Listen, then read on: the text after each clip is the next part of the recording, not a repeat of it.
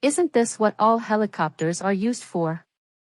I was eating at a Chipotle when someone flies their helicopter there, parks in the parking lot, gets a burrito, and then takes off in his helicopter.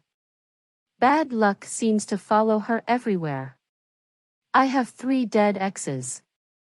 One died when he was 25 from a car accident, one when he was 30 from a mysterious illness, and another one was stabbed 40 times by his girlfriend's jealous ex. He was 18. I also lost my virginity to a dude with a glass eye who went to jail for rape. Sounds chill. Born and lived in a brothel until age 13. Not your average life, that's for sure. I unknowingly installed webcams, computers and internet access into a 10-room mansion for a wealthy business executive who was importing 18-year-old boys from Thailand to be his pets.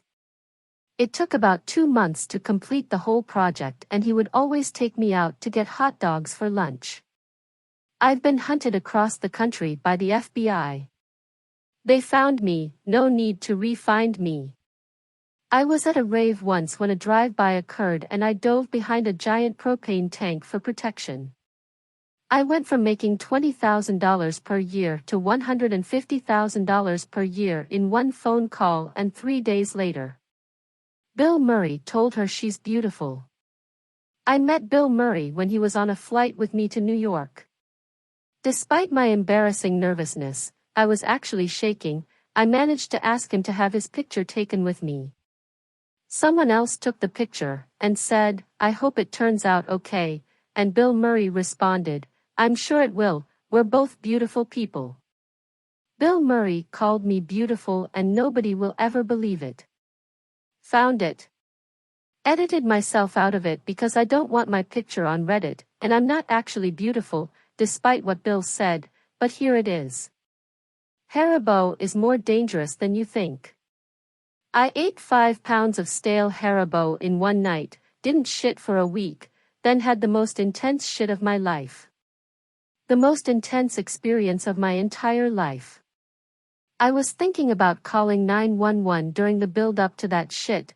While crowning, I actually put 911 into my phone app and was seriously contemplating calling an ambulance. But after I got through it, I felt fantastic, like I could do cartwheels, like I was walking on air. A horrible ending to high school. My high school boyfriend died a day before I turned 18, the day I was going to pack up my stuff. We were going to elope and run away to North Dakota. He worked there and had been living there for 2 months at this point. He was older, handsome, ex-military, and I adored him. He called me from the road and we exchanged the following words before he passed: "Me, I love you. I look forward to seeing you tonight. You mean the world to me, you are my everything." Him, "I love you, too." I'd die a happy man if those words were the last words I ever heard. His phone records showed that was the last conversation he had on his phone. He was hit by a drunk driver less than 5 minutes later. This guy just doesn't feel like husband material to me. I met a guy online. Fell in love. We were a couple for 5 or so months, began to make plans to meet. Before that could happen, his sister was killed in a car accident. Meeting plans were put on hold. He started to pull away. I went to Baton Rouge with the Red Cross after Hurricane Katrina. While there, I found out I was being catfished. I then revenge fucked another guy I knew from online for a couple days. He turned out to be a top-notch douche. I went home and called my catfisher. There was no car accident, his sister was alive, and it was basically a panicked attempt to delay meeting. I ended up eventually forgiving him. I flew across the country, met him, and fell in love in person. I moved out there a couple months later. Everything was amazing, we were so happy. For a year. Then he moved for his job, and despite his protests, I loved where we lived and had a great job, followed him. 3 weeks later he came to my apartment after work one day. He broke down in tears, and told me he was getting married that weekend in an arranged marriage. 36 hours later I watched him get on a plane and haven't seen him since. Tomorrow is his 7th wedding anniversary. Well, if you survive that, you can pretty much survive anything. Was walking back from Lava Lounge in Seattle back in 2001. Was doing some underage drinking. There was some scaffolding and construction around the crocodile. Out of nowhere, a gang of 8 or so drunken clowns start getting loud, approach me, and then dry humped me against a wall for a minute. Was probably 1 a.m. If you get sent to jail, at least don't let it be in Mexico.